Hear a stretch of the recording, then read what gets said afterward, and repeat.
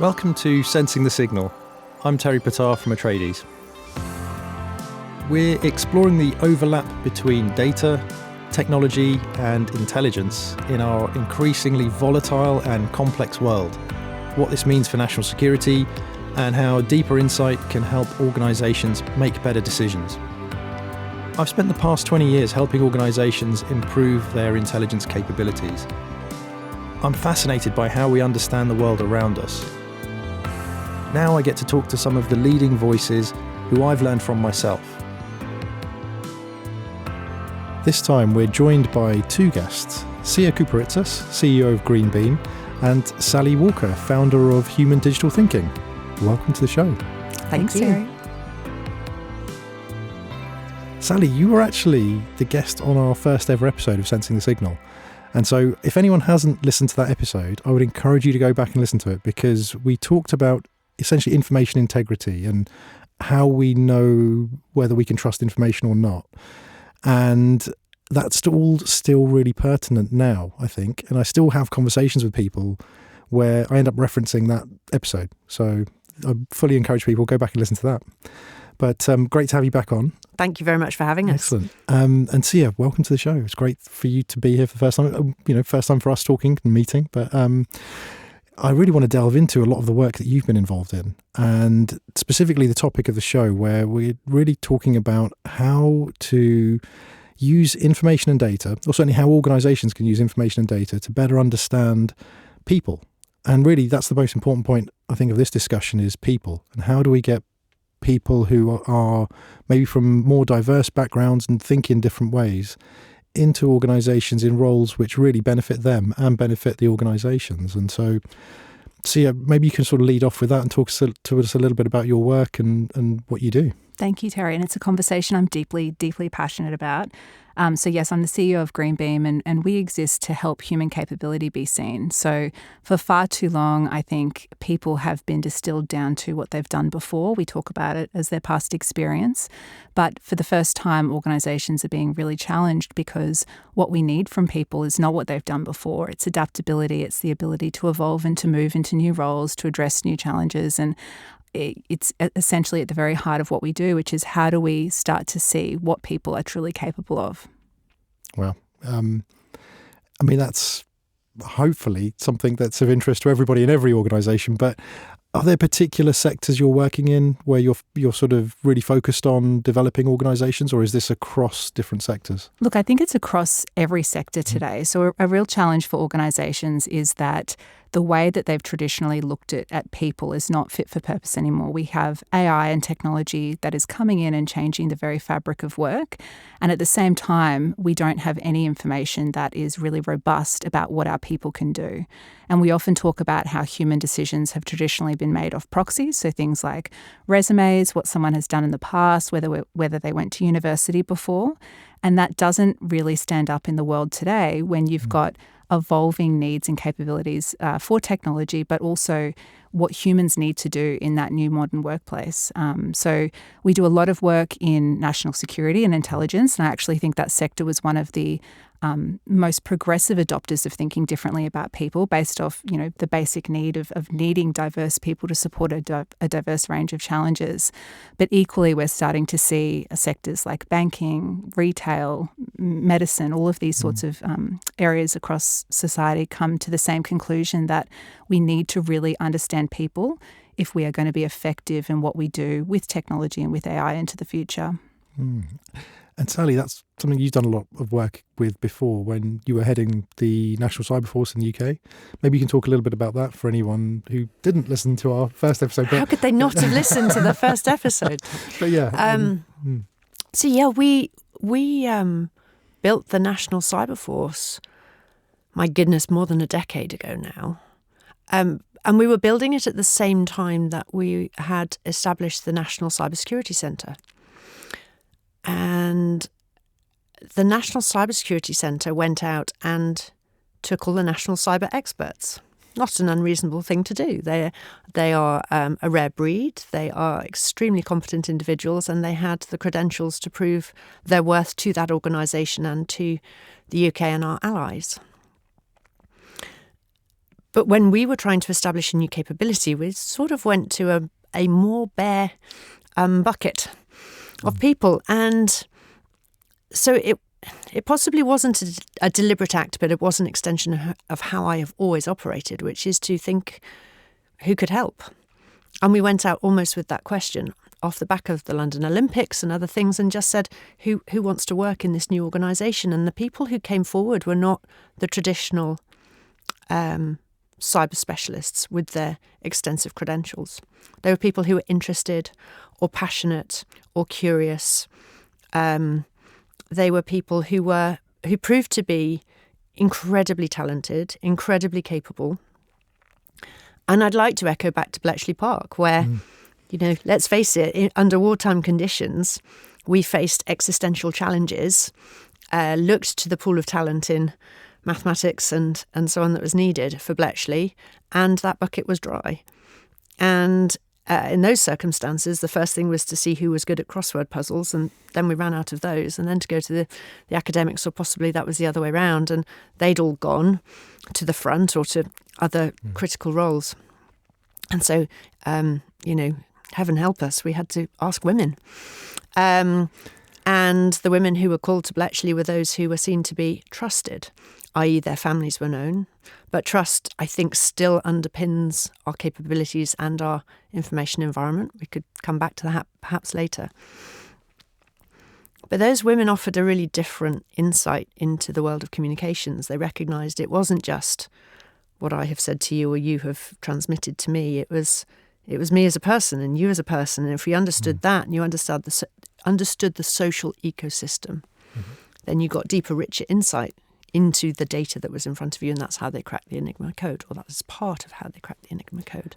So that sense of cognitive diversity, orthogonal thinking, different approaches to problems in information in technology has resonated down the decades with me, and I think is profoundly important. And I'm just so thrilled that Sia and her organisation are taking that approach into the world of business, where it's equally vital to our economic security and our well-being and our growth of capable organisations who are making the most of humans. Yeah, and you mentioned Bletchley Park, and we're recording this shortly after International Women's Day. So it seems really pertinent to touch on that aspect, because we're 80 years on now from those events, essentially, or that team of people and that organisation effectively being disbanded and losing that capability.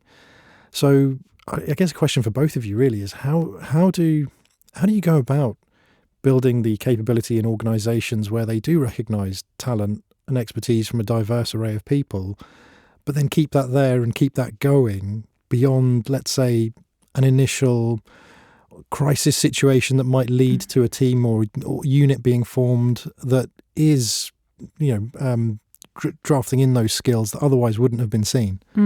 It's a great question, Terry. And I think the challenge is it has to be a systemic rewiring of the very employment system that we're all used to dealing with. So people traditionally get jobs because they have followed a pathway that we think or deem appropriate for getting that job. A lot of the time that is a K-12 education, followed by university, followed by experience stepping into that role. What we have seen is that it is locking huge portions of society out, and that is making it very limited in terms of the talent pools that we can be tapping into these systems. You mentioned in the spirit of International Women's Day, we've seen in technology there still exists a significant imbalance between the genders in the tech workforce and many other workforces for that matter. And we need to change that by changing how we're looking at people. So instead of looking at their historic experience in the workplace, we can start to look at people from a capability perspective in terms of how do those skills that they might have honed from whatever background translate into the corporate world. But even more importantly than that, from a potential perspective. So you may not have had the opportunity to do something before, but it doesn't mean that you don't have the potential to pick up on those skills. And I think, Sal, you touched on it before in terms of identifying people who may never have worked in cyber before, but it doesn't mean that they don't bring a diversity of thinking, of experience, of cognition to be able to successfully move into a future career in that perspective. And I think Sia touched on locking out that extraordinary talent pool that's available that doesn't realise it's capable. there's two other problems in modern society. There's locking in. So we were talking to someone in defence actually just last week who was looking at the kind of insight that we can get into aptitude and motivation and purpose, those really important things that get us out of bed and make sure that we do go to work in the morning. And they sat and looked at me, and I was expecting them to talk about the importance of development conversations and, making the most of people. And they said, I think you've just shown me that 80% of my workforce is in the wrong job. Really? Because they're in the job that they have historically been grown towards as a product of their education, as a product of their training, and as a product of the system that was designed, whether it's 10 years ago or 10 months ago or 100 years ago, the systems haven't changed. And we are expecting our people to adapt, to fit. That is not the best use of our talent. We need to be able to take people and say, what are you good at? How are we going to make the most of that? And that's a totally different approach. So that's one aspect of what I think is really important. The other aspect, so we've got the locking out and the locking in. We've also got the aging off, and I think this is a conversation we all have. People are recognising that artificial intelligence is going to change the world of work, amongst everything else that's going on. And people are fearful. They're fearful their jobs are going to go. They're fearful their training paths are going to change, and they're fearful that they are going to be without meaningful employment, possibly mid-career, possibly at a point way before they are ready to say goodbye to the world of work. And our ability to recycle talent, that's pretty much where when we met, you started, Sia, was military veterans coming back from theatre with this extraordinary set of skills, capabilities and experience, who, when they put the words on a CV, couldn't frame that in the language that was appropriate to the job boards that were in the commercial world, and they were being left on the scrap heap. And that desire to solve underemployment was such a powerful motivation for the journey that we've shared as we've got to know each other.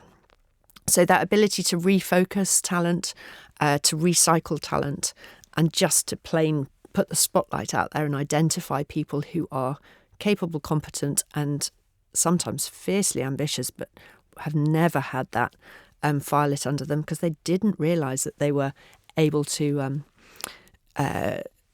contribute in the way that is so powerful. And I think, Sal, you mentioned the word fear, which is a really important one because individuals are fearful, as you said, in terms of what is the impact of AI going to have on me and my career and my job opportunities. But I think you've also got organisations who are really scared. They don't understand the impact. And there's a little bit of a knee-jerk reaction in terms of defaulting to traditional ways of trying to solve problems when new technology and new situation means we need to absolutely fundamentally shift the way that we're thinking about building our teams and supporting our people to be the best that they can be.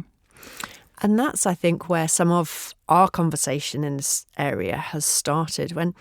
When I joined the world of national security, information was at the core of what we did. But because we had to work so hard to get those insights into what our adversaries were thinking and saying, we treated the information that we were privy to like the crown jewels. But we also didn't see it as an answer. We saw it as the start to a set of questions.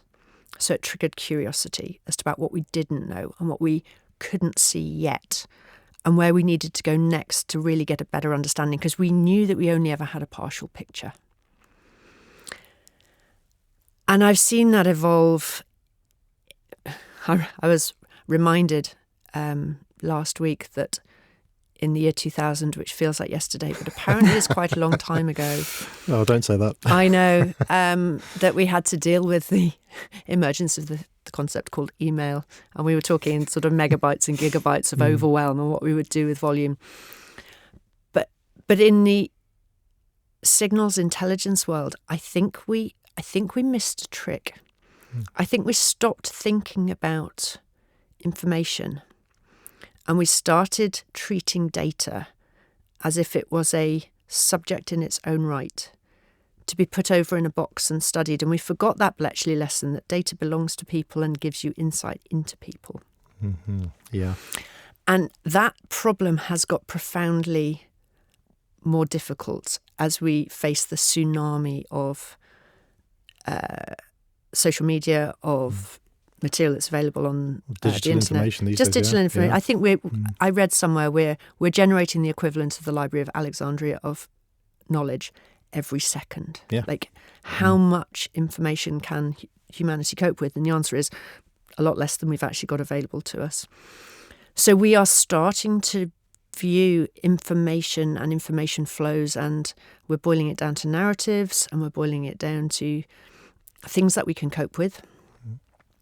And that reductionist approach stops us being curious and stops us asking questions and stops us generating insights. So in the same way that an organisation can't boil down its data to, have I got enough money in the bank and what are my financial flows? It's got people. People are real and difficult and messy, but we could use our technology to understand them differently and better. But we also need to be profoundly aware of our information environment and how we're operating in that environment, how we're generating insights from it, where we're focusing, why, what we're paying attention to, what we're investing in.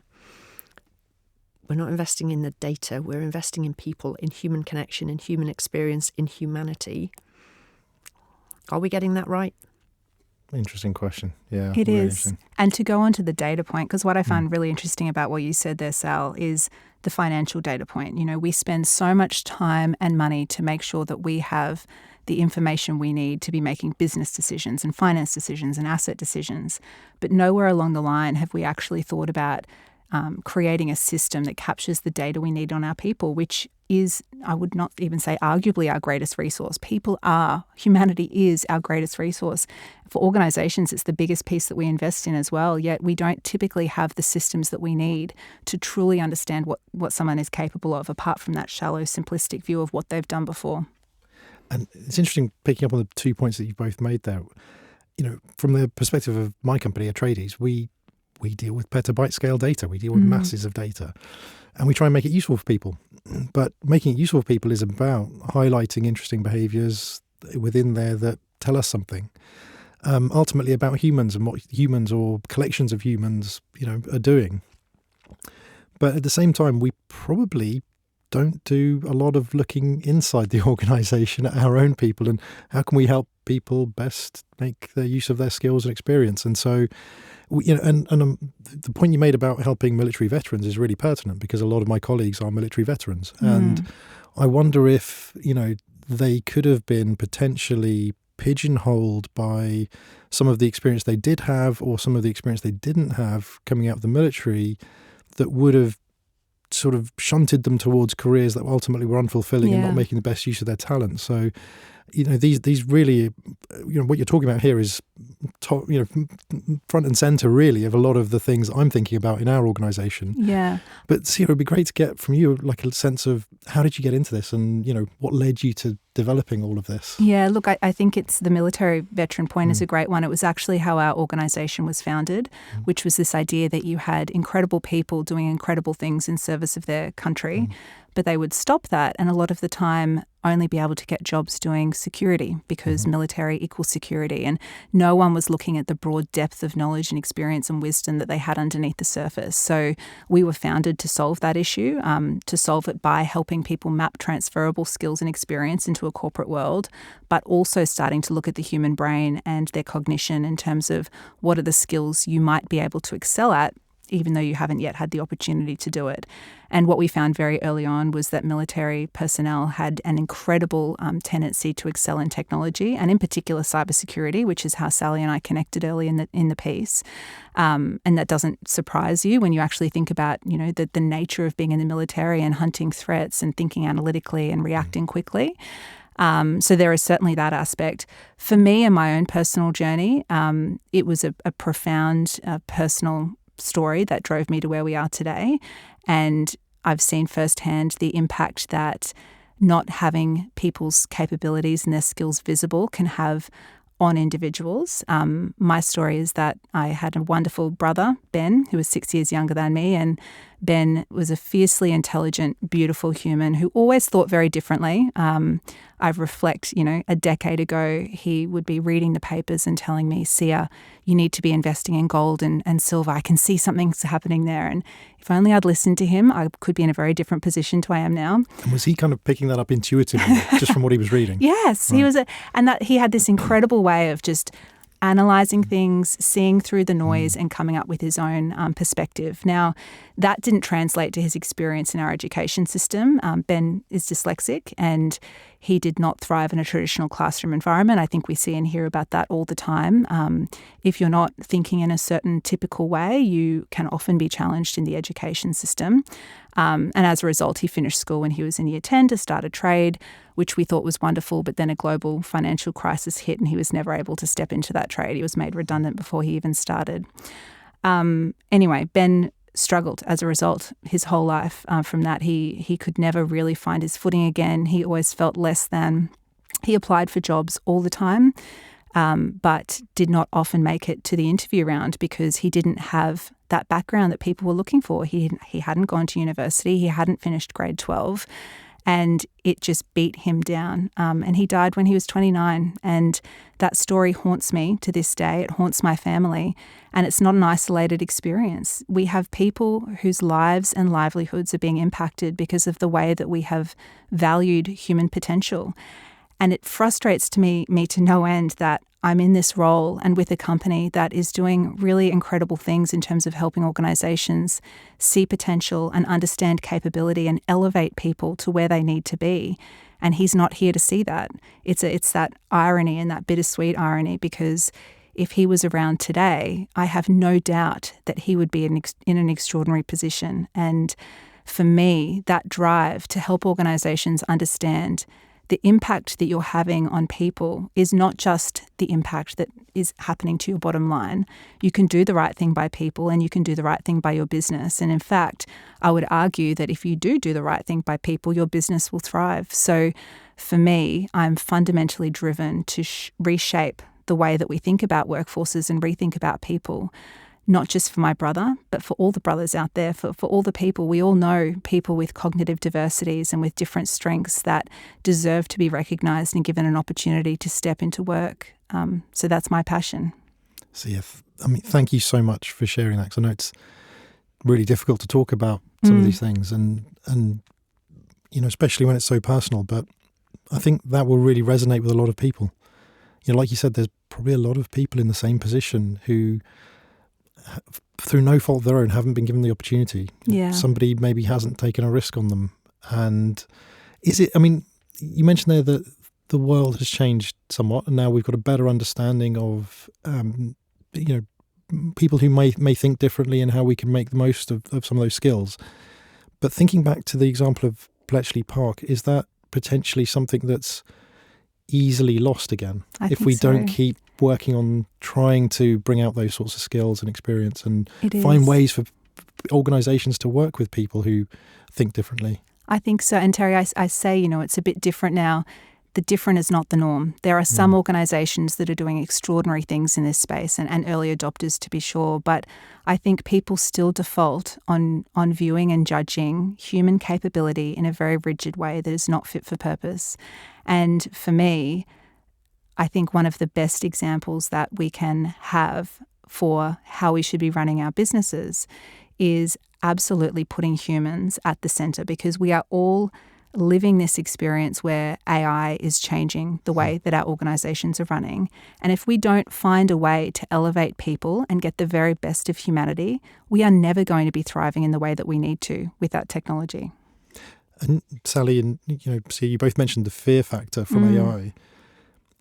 How challenging is it to deal with that because of the uncertainty right now? We don't know really what the impact of AI and the AI tools that have been created are going to have. How do you get people to start sort of thinking about how they're going to deal with that in a positive way, so not from a perspective of fear? I find it a really interesting question, Terry, because I had a conversation with a customer last week who was talking about data analytics, and they were saying, it's so great, Sia, now that we have, I think it was Claude that they were using. Yep. we don't really need data analysts because we can be uploading all of our data and we ask Claude what to do and it's telling us what to do.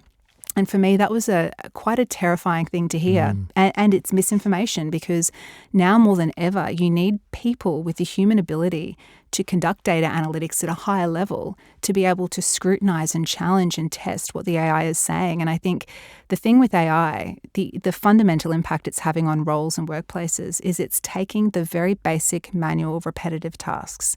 Now, humans at their very best should be lifted up to be able to do those tasks at a higher supervisory level and question what's happening. And I think for me, that misinformation is going to cause real problems down the track, because if we get rid of our data analysts, as that one example says, you're going to be relying on information that is not necessarily accurate, that's not verified, that's not asking the questions or answering the questions that you haven't asked it. So I don't know what your perspective on that is, Sal. I go right back to those basic tenets of being an intelligence analyst, which sounds like a very glamorous job. It's not. It's just asking the right questions in the right order. And it's not stopping asking questions. Is the source trustworthy? Do I understand where this came from? What was the purpose that was intended by putting the question in to generate this data in the first place, etc., etc.? And a relentless focus on integrity, on why, on what are we missing? What do we not know yet? Now, don't get me wrong, artificial intelligence is brilliant. And I've stood in a room and asked people to go to one side of the room or the other, depending on whether they think it's going to kill us or save us. And there are people who literally are trying to touch both walls at the same time because we don't know yet. There are people who've got hearts in their bodies that are beating because of the advances in medical technology. That is amazing and brilliant and wonderful. And there are software engineers who are recognizing the fact that their families are really, really quite scared. So in this wonderful world of ambiguity, we can be both things in the same space. But artificial intelligence has very, very different capabilities and strengths from human intelligence. And I am concerned that in this extraordinary world that is moving so quickly, we forget to go back to those basic principles of, do we know where our data came from? Is it true? Do I understand when I am being influenced rather than informed? And I think I am also concerned that we're supplementing in our language and our approach to life a value system that is impressed by the power of computers and forgets that we should be impressed by what humans can do. So we're valuing speed. Yeah. Speed is not necessarily a good quality, right? And I get it. If you're running an Amazon warehouse, you want to know how long it takes people to get from one side to the other. But then if someone needs to take a phone call because their kid's sick, it doesn't make them a bad worker. And yet the data can it obliterates that humanity. And that's not a good management stat. That is a poor approach.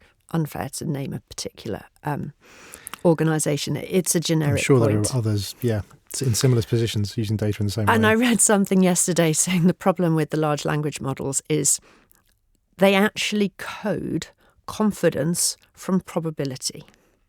This is not necessarily a very good thing. And I think we are seeing some of the consequences of that flawed approach in judgment that is not being subject to human checking. AI is not yet supremely accurate. It is not yet supremely consistent. It is not yet supremely reliable. And actually it might never be, because it is coding from probability. And it can't ask, what do I not know? What do I not see? Whose voice is not represented in this data? I was talking to someone from one of the big tech companies yesterday who said that is a simplistic approach to AI. But I think in the world, and I recognise it, there are some supremely sophisticated capabilities being developed. But my core point is that artificial intelligence cannot do some of the things that humans can do. And therefore, how we practice being human, how we focus on our human value and skill set, and how we talk about the importance of humanity and why we're using tech. We're using tech to make the world better in some way, aren't we? Hopefully. So let's focus on that. Unless people just use it to make money. Money makes the world go round, I know, but there is so much more Yes, to the world of work and to the world of business and to the world of and decision-making and leadership than can we make 100%. money. And to your point, to what technology can bring us. Yes, and this is where I love to explore the relationship between humans and technology, because we're all jumping to technology and AI and what can we automate and what can we build, not having the foundation we need in place underneath, which is the human foundation, and understanding the capability of our workforce and of our people.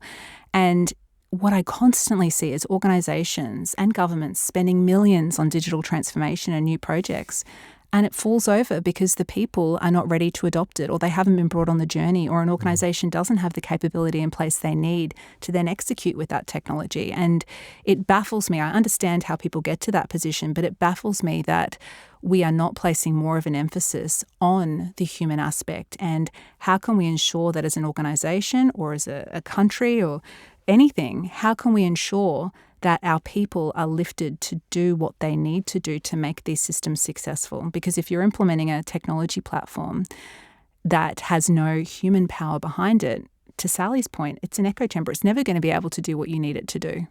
Yeah, absolutely. And there's a couple of interesting points you both made there. One, Sally, your point about asking questions, I think connects to Sia's point about, companies that are maybe looking at AI tools and thinking, oh, we don't need data analysts anymore.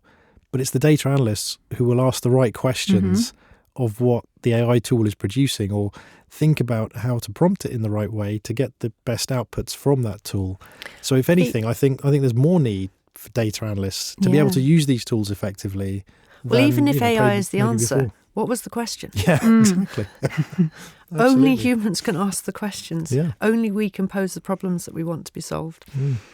Yeah. And otherwise, as you mentioned, we lose the humans in the data instead of finding the humans in the data, instead of finding the human stories. What is it that the data represents that tells us about what people are doing, rather than actually this just being a mass of data that tells us about productivity or tells us about efficiency, but doesn't really tell us about what's going on behind that.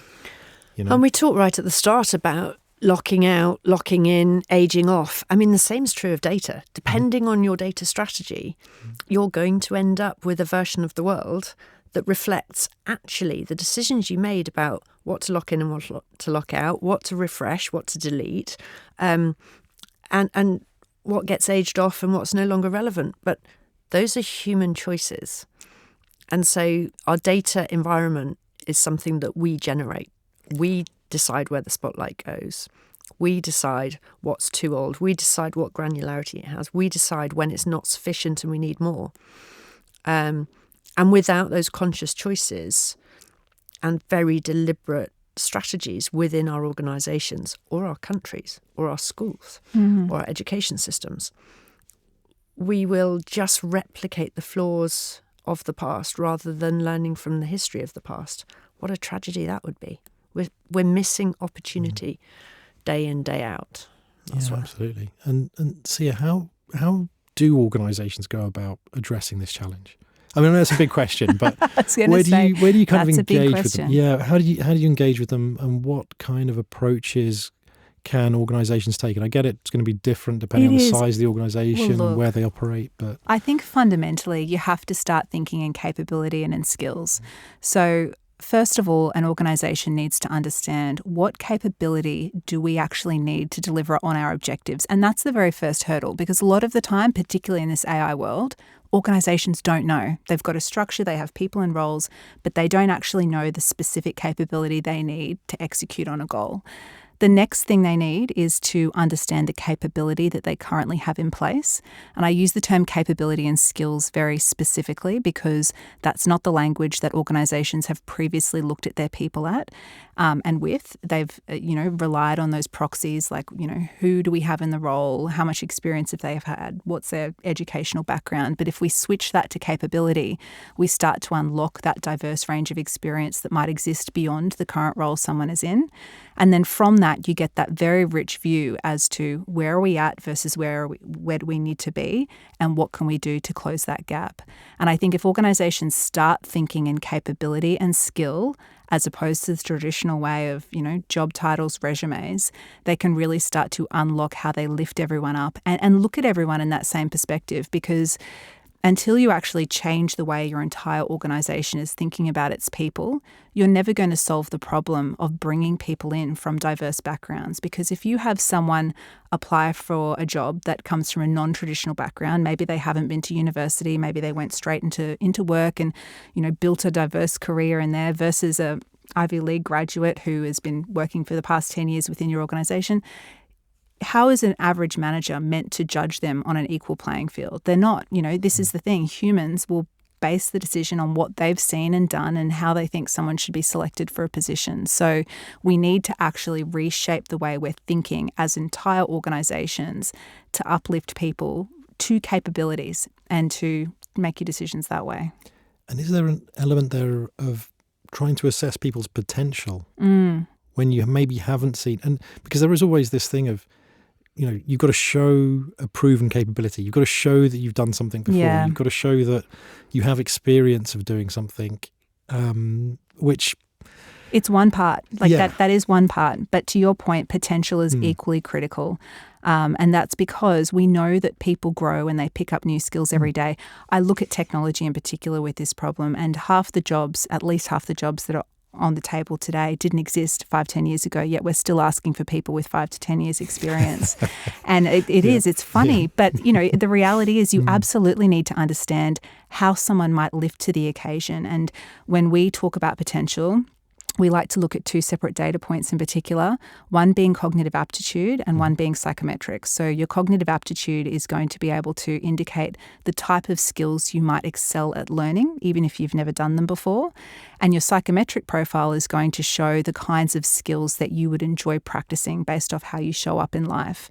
And if we take those 2 data points, because humans need data to make decisions, and particularly when you're making a decision that might not be the traditional decision, you need the data to back it up.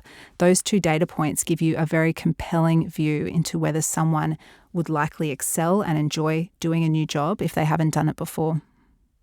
That's really fascinating. And the extraordinary thing is, if you move from a system that promotes based on experience to one that promotes based on potential, you eliminate a lot of your biases and non-diverse points.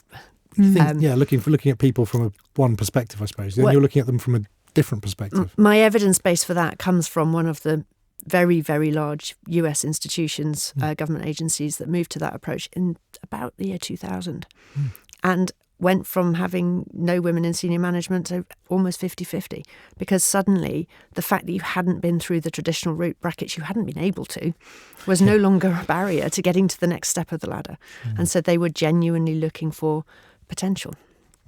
So a lot of the systemic imbalance and bias in the system is eradicated by that one simple move. And it's part of that also changing people's perceptions of themselves. Yes. When they start thinking of themselves not in terms of what they've done and the experience they've built, but in terms of their potential and what they want to do. And they've been told their whole life they can't do something because they don't look like the picture of what we deem that thing looks like. A great example is we do a lot of work with the GED testing service in the United States, which is the high school equivalency diploma, essentially. More than 700,000 adults in the US take the GED each year. And our job is to help them understand what they could potentially thrive at, even though they've never done it before. And to your point, most of these individuals left school not by choice, but because of life circumstance. A lot of them had to go straight into work to start supporting their families. They work in relatively low-level roles, and they've been locked into that because society has told them that they do not have what it takes to step up into that next lane of study or employment. And what we have found is that in helping them understand their potential and what they naturally excel at, they're starting to consider roles that they never deemed possible. You know, a lot of individuals would not natively think that they could step in to be a cybersecurity analyst. But if you do an aptitude and cognitive assessment and psychometric assessment, you can start to understand that many of the traits you have as an individual align with others who are already, acting in this industry and doing extraordinary things. And that self-belief, it's actually called the Pygmalion effect, interestingly, which is this idea that if you're told that you could do something and you could excel at it, then you're naturally going to be inclined to go and do that thing and to excel at it. But the opposite could be true. If somebody sort of says, well, I don't think you'd be suited to this. Yeah, you listen. And it's this self-doubt and this self-talk. And I often say this is why it's so important that we look to data, because to make a decision and to do something different, it's great to have evidence as to why you're doing that, because you listen to it as an individual, organizations listen to it, leaders listen to it, governments listen to it. If you can find the data to justify the decision, that's how we start to change the system. When we say data there, is this about applying principles of psychology to understand people and turning that into data points? There's a whole range of data, I think, that's required when you're looking at changing these issues, not at the organisational but also societal level. The data we talk about is specific data about the human. So what kind of data points can we start to bring in to give you confidence that Sally is going to do well at X, Y, Z?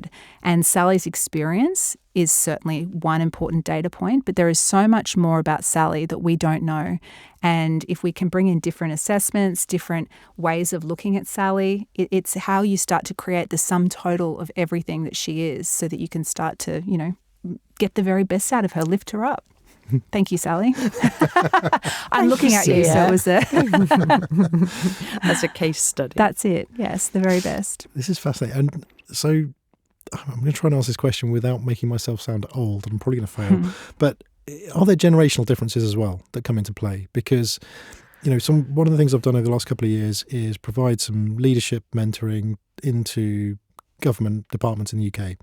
And one of the things managers have told me is they found that some of the younger staff they have, they find it difficult to know how to not necessarily motivate them, but find the right fit for them or find the right tasks for them to do, because there seems to be this perception that they only want to get involved in work that will have an impact, or where they feel like they can show they've done something. And there's less willingness than maybe in previous generations to deal with work that is, more bog standard, where the drudgery of some of the tasks you have to do.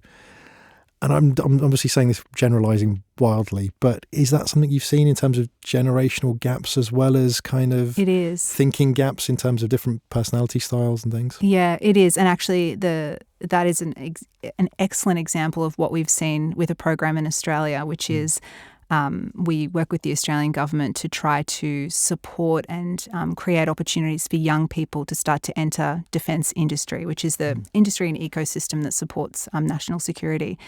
And through that work, we did some national research that found only 5% of young people were considering careers in defence, even though it's one of the fastest growing, industries in the world, and it's certainly the most future-proof, I would say. And one of the reasons behind that was because there was a perception that it was not doing good and there was no purpose. And really identifying that, I know it's interesting, but this is a problem that exists with our younger generation. They do not understand that broader perspective, largely because of misinformation and media and education in this space. And it kind of runs counter to what governments are saying to us at the moment, certainly in the sort of UK, Australia, where we're based, where we are trying to take that whole of society approach to national security and defence and getting people on board. So, yes. And that's to your point. This is why we really need to understand motivation, because purpose, there is a lot of research that shows purpose is an intrinsic driver for the younger generation.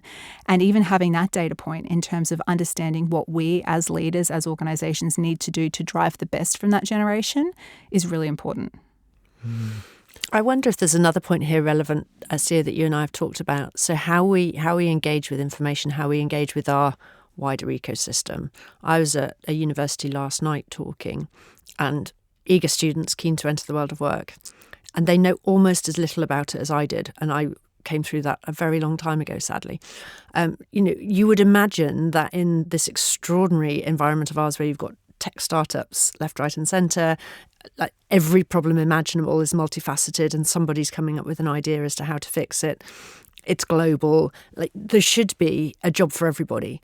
But it feels like for from what I was getting yesterday, it's still in that sort of very traditional professions, accountancy, banking, consultancy. And so we've not changed the dialogue. So that's really strange to me. I don't understand why we are failing to connect the richness of life with the channels of education. And I had a second point, but I'll come back to it. Can I say, though, what I find interesting there, Sal, as well, and I know I've been guilty of it, we're talking in jobs and in roles. And the modern world will not stay jobs and roles forever. It's going back to this point on capability.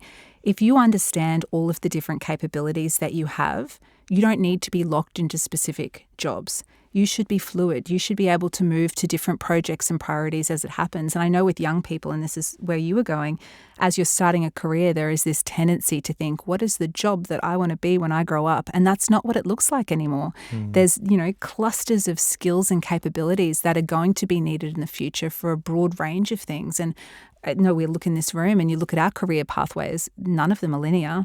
And knowing that the future for our young people is not necessarily going to be a standard job that they move up through the ranks in. It's going to be the old zigzag that we always hear about, but more from a capability perspective. That's the second point I was going to make, which I think my concern is that our young people are becoming a product of their information environment, which is a reinforcement of what they already know. So the scrolling habit, combined with the algorithms, combined with not necessarily having a clear version of the new world, means that if you think you want to be a doctor, it's quite easy to find information about being a doctor. And then your social media is going to confirm that you want to be a doctor and this is how you do that. But it doesn't tell you there's a world of biotech out there and there's a world of and so on and so on and so on. Because that's not how algorithms work. Algorithms are trying to reduce the information noise down to something that is relevant to your interests in this moment in time. And it doesn't ask you the question, have you thought about what you haven't seen yet? And so we need to use technology differently to understand motivation, to understand aptitude, to understand potential, so that we can map this extraordinary world that is available to people with the people. It is the tech and the people and our humans interfacing in different ways, and not through the reductive approach of an algorithm that is saying, oh, you're interested in defence, here's the defence stuff, because that's not, I think, what your average 17-year-old is necessarily going to be asking. And also, how do we balance that against, let's say the information environment is geared towards making certain careers or certain pathways look really cool and really attractive. So everybody wants to go down those routes.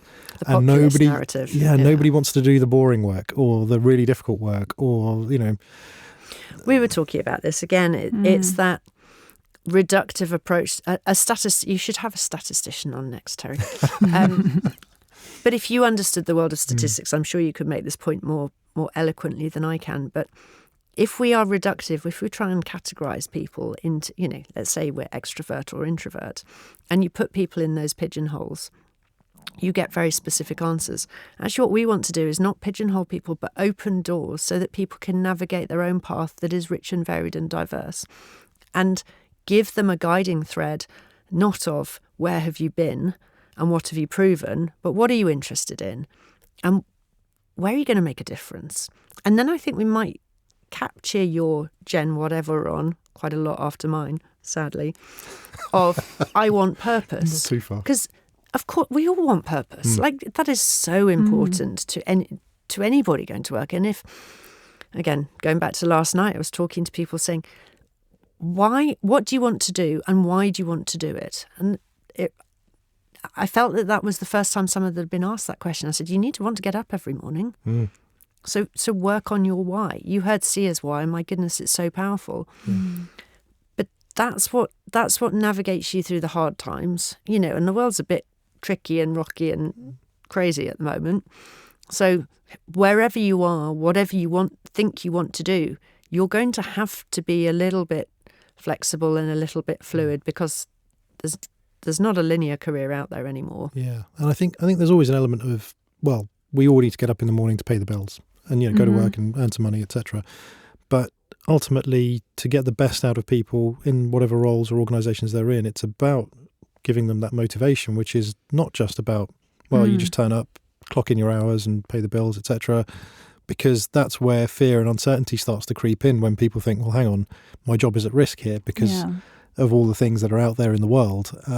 But actually, if you focus on skills and capabilities and where people can contribute those skills, then actually you get a much better sort of not just motivation, but you get a much better effect, I suppose, once people come together.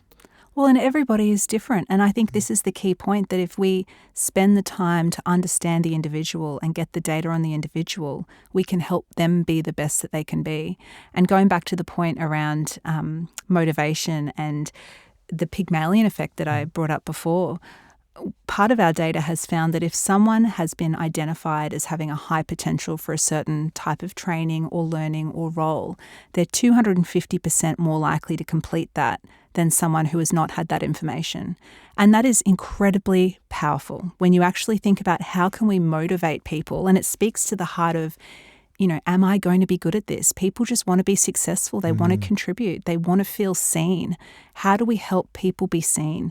And you've got to find the data. You've got to find the data as an organisation and as humankind.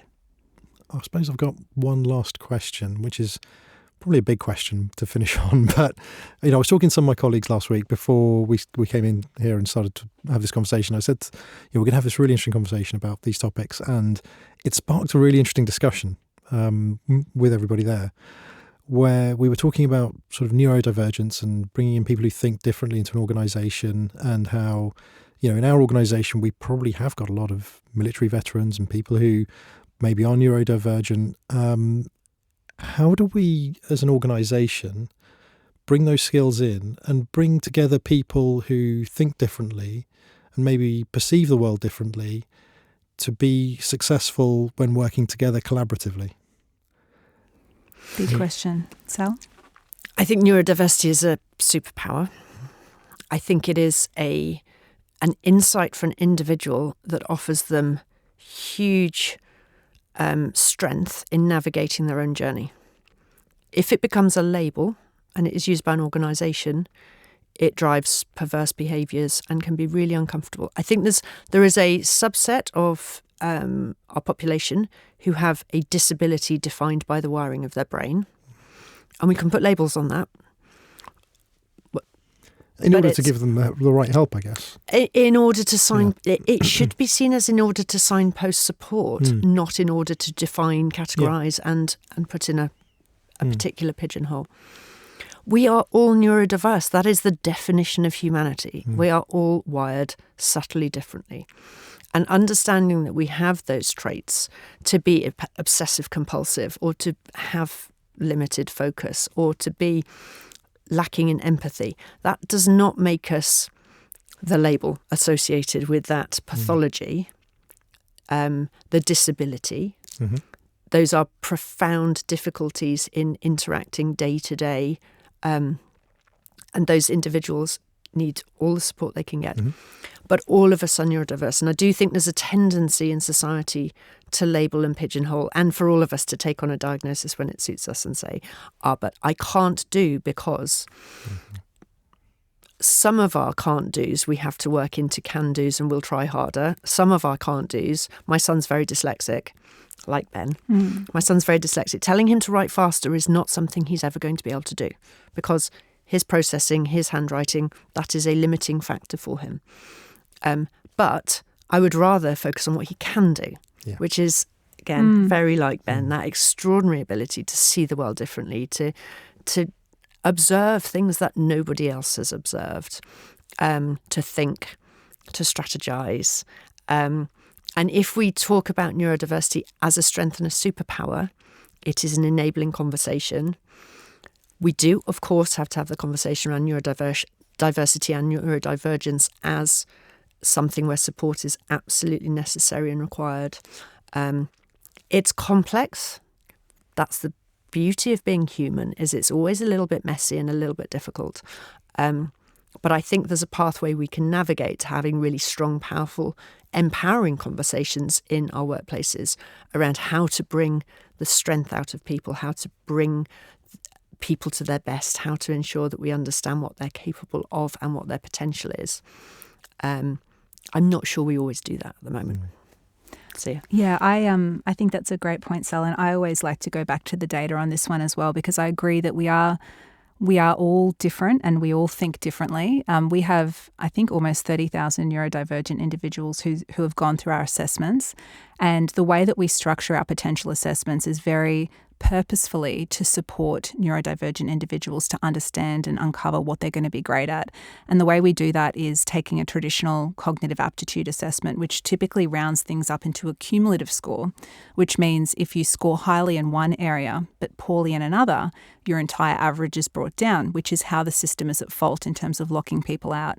We keep 7 different constructs very independent so that you can score highly in one area and you will be matched to potential roles or skills or training that might pick up on that strength. And if you score very poorly in another area, doesn't matter. We just block that out. Me, I score highly in abstract reasoning, very poorly in spatial reasoning, which my husband would not be surprised about.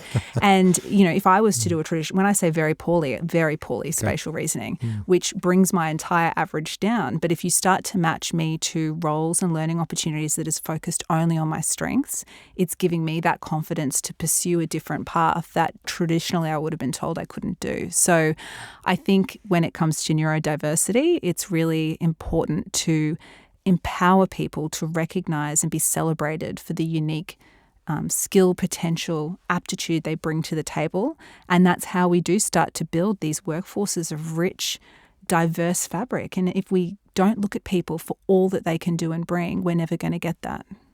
Sure, that's a really positive, uplifting note to finish on. So this has been amazing. I'm so glad, we've made the time to, have you both here and talk about this stuff. Thank you so much for your time. Where can I signpost people towards to find out more about your work?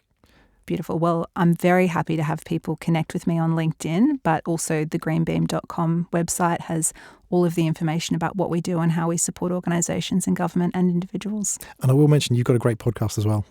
Thank you. Yes, it's called Employee Activation. You are very welcome to go and listen to that one. I highly recommend it. Thank you. And I'm also on LinkedIn. My human digital thinking work is available through there. I don't have a website because it's just me. Excellent. Well, thank you so much, both of you. Thank you, Terry. Thank you, Thank you, Terry. I've never recorded a podcast episode before that made me think so much about my colleagues and the work that we do at Atreides.